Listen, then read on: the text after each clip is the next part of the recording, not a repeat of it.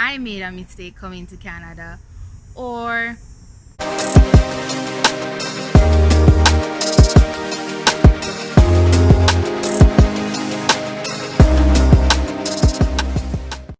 hi everyone, welcome back to another Monday. It is Power Talk Monday's time, and I'm gonna get into the video shortly. As you will see in the title below, the topic is when you don't know what to do. Have you ever been in this position before? Have you ever had a life-altering decision to make? Or something could be very simple, but you simply did not know what to do. You had a few choices, or maybe you only had one, but you never knew what to do, and it took you some time to get there. So I have some tips for you today. But before going into that, I'm gonna give you a background story, as well as I'm gonna encourage you, if you've not yet subscribed to my channel, it's free to do so.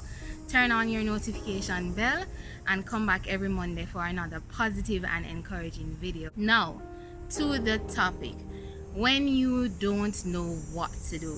Personally, I've been in this situation many times over my life. Now, some things are not very easy to decide on.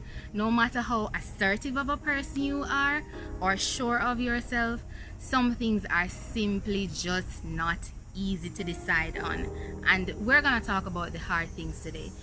I'm gonna give you a background story. So for those of you who are new to the channel, I migrated from Jamaica to Canada, and I'm here 5 years. I'm gonna just round it off. So for mathematical purposes, 60 months.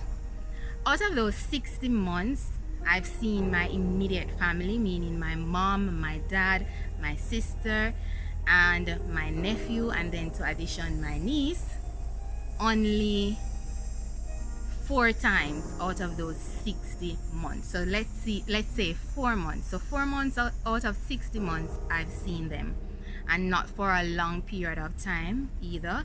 My mom and sister and my nephew was here with me in 2018. So after like a year and a half, I saw them.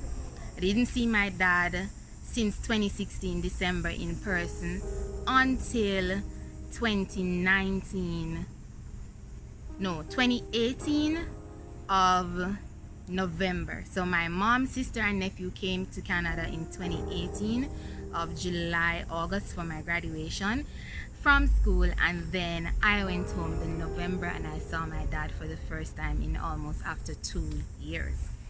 No, coming to Canada was no easy decision, but it is something that I always wanted to do, and I took the step in coming here knowing that I would be away from my family. Was it an easy step to take? Not necessarily. But as individuals, we have to follow our dreams. I'm sorry for the noise you're hearing in the background. I don't know exactly what it is, but I hope it's not too loud. So when you don't know what to do, what's the first step that you should take? Step 1, take no step. Meaning you don't take any action. So don't take any action at all. Take some time to hit the pause button. Yes, hit pause right there. When you don't know what to do, hit pause. So you're gonna hit the pause button and you're gonna give yourself some time. So the first step, take no action, hit the pause button. Step 2, you're gonna take yourself out of your familiar environment, out of your normal day-to-day, where you live, maybe where you work. If you're able to, find somewhere that is very tranquil. For those of you who live in the Caribbean and other places in the world, you can probably take a trip to the beach or to the river. For those of you in North America and other places, maybe it's going to a park, something like that. So get yourself to somewhere that is tranquil, peaceful, and just relax. If you're an adventure type of person and you love adventure, maybe go to somewhere that they have rides. Do something that will make you play and laugh and just forget about the decision that you have to make. Because when you're in an environment where you're totally relaxed, it allows your mind to be more open. Now, step 3, you're gonna take some time, whether it be 20 minutes to half an hour out of your day, and here's what you're gonna do. You're gonna get a piece of paper. You're gonna write down all the things that could come about as a result of you making that decision. So you're gonna write down the pros and the cons. So back to my little story in the beginning. So when I was coming to Canada, I came through the process of going to school first and then going through the whole immigration process to become a permanent resident. I took a big risk, and when I say I took a big risk, because I was starting life all over. I left my good job in Jamaica, I left my family there, they're my backbone, and I came here not really knowing anyone. I have cousins here, but they're spread over. So I never really had anyone, nobody immediate that I could say, okay, call on every day to do something for me.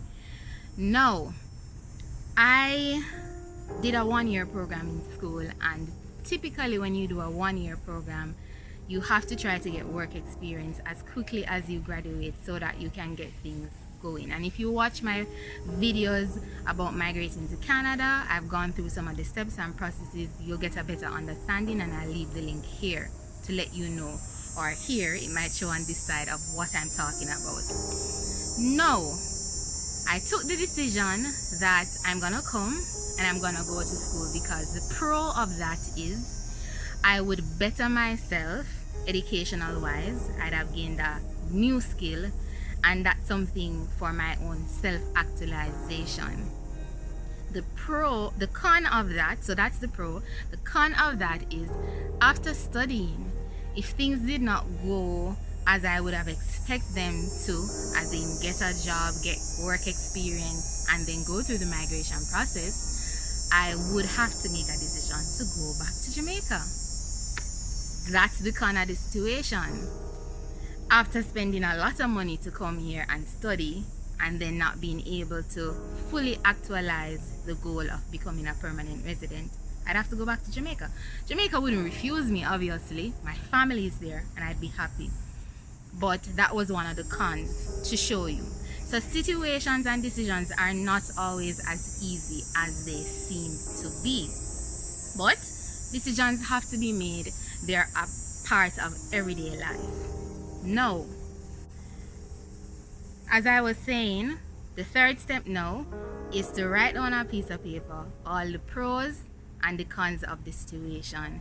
We normally say go with the decision that has the most benefits, the pros to it. But sometimes if the cons that you look on, may they be only 3 or 2, there's something that could be detrimental or life altering, so to speak. You really have to think about it.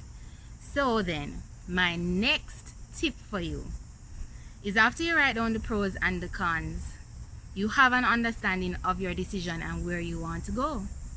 But the next step is to pray about it. The 4th step, never leave prayer out of anything. Spend some time with God. Talk to Him about it. Talk to Him like I'm talking to you, and say, Lord, you know, this is the situation. According to your will, if it is your will, let me or help me to go into the direction that you want me to do. We can't leave out prayer. We go on the road daily and we ask God to cover us. We ask for His mercy and His guidance. So why any other decision in our lives we should leave Him out of it, when He already knows exactly what's gonna happen?